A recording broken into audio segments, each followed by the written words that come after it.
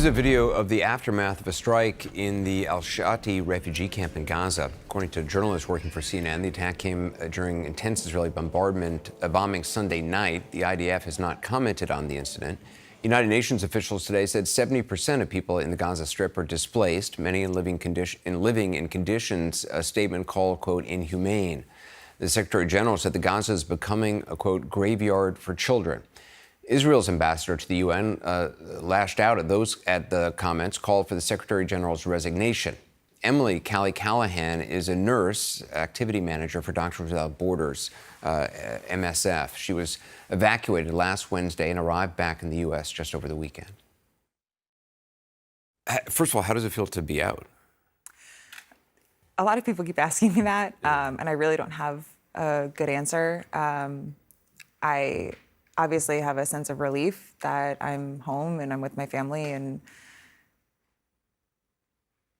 feel safe for the first time in 26 days. And I'm having a really hard time finding any joy in any of it because me being safe is the result of having to leave people behind.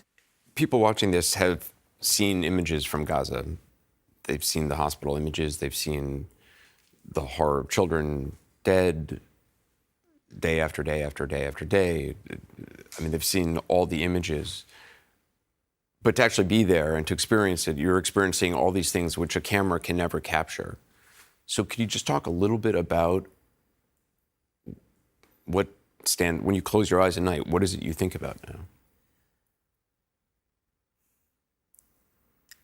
I think the answer to that question, I think I'll start at KYTC, which was, we were relocated about 5 times over the course of 26 days due to security concerns.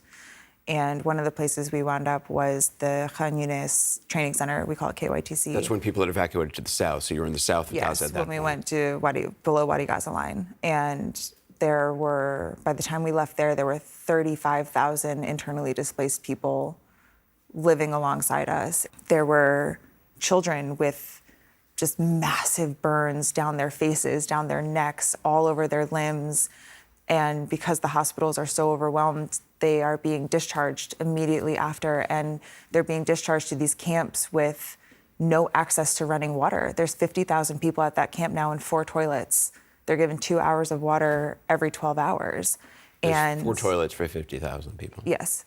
And that's where we were living too. And they have these fresh, open burns and wounds and partial amputations that are just walking around these conditions. And parents are bringing their children to us going, please, can you help? Please, can you help?